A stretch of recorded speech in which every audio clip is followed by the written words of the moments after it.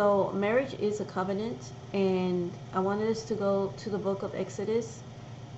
We're going to the book of Exodus, chapter 4, verse 24.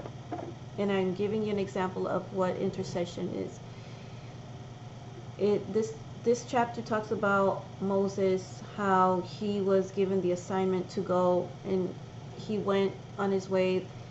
The Lord has sent him to go to Pharaoh, to let the people go, to let his people go, to let the Israelites go and make them free, and to show us signs and wonders. But on verse 24, it talks about how on the way there, on the trip, at an overnight camp, it happened that the Lord confronted him and sought to put him to death. So Zipporah took a flint, cut off her son's foreskin, and threw it at Moses' feet. Then she said, "You are a bridegroom of blood to me." So he let him alone.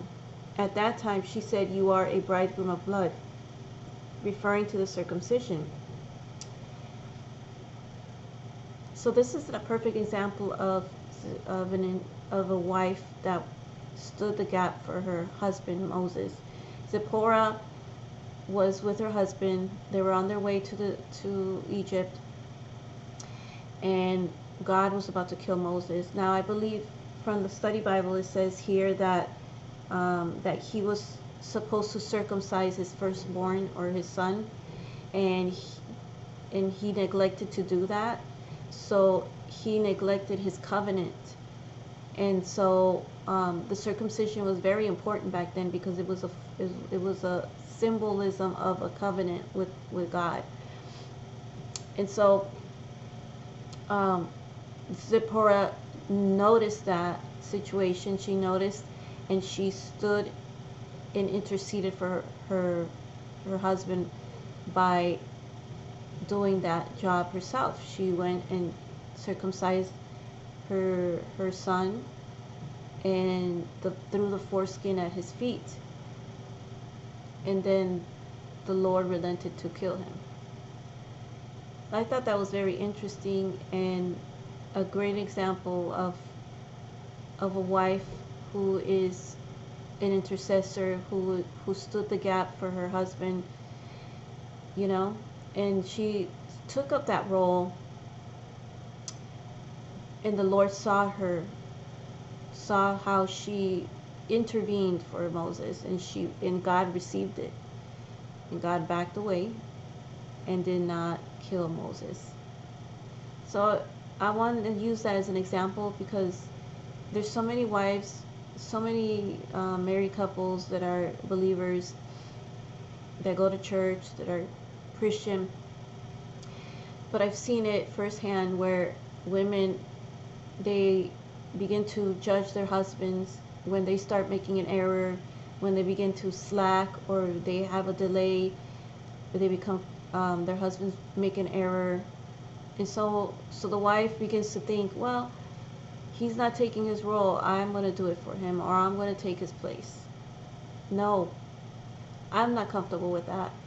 I believe that the original design is for the woman to be the helpmate, for the woman to stand next to her husband, to come before the Lord. If you see your husband in error, if you see him complacent, if you see that he is slowly probably drifting away, you know, I encourage you to stand before the Lord like Zipporah did and intercede, because there is a favor that God will see in that. There will be favor when you present yourself before the Lord and you come and you intervene for your husband. There's a favor that God has with you. So I encourage you to make that a priority and to read it for yourself. I'm sure there's other women that are good examples, but I believe that this one was more impactful because Zipporah stood in the gap, and she prevented her husband from being wiped out from God. We're called to be the shield bearers. The wife is a shield bearer for her husband. And this is something I have learned along the way. You know, I'm sure there's women, wives out there that have seen their husbands slacking and they're watching TV, and all of a sudden, you know, they're thinking to themselves, you know, oh, you know, he didn't do this, he didn't do that around the house, he's not doing this, he's not doing, we look at all his mistakes and we want to almost like manipulate him. And remember that manipulation is not of God. Manipulation is the opposite of interceding, because manipulation is a form of witchcraft, is a form of control. Intercession is when you stand the gap and you pray in the spirit and you come before God. So I encourage you that today, if you're listening, let's make it a priority to be like Zipporah.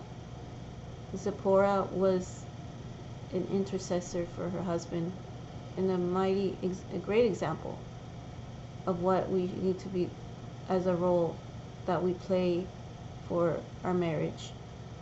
God bless you.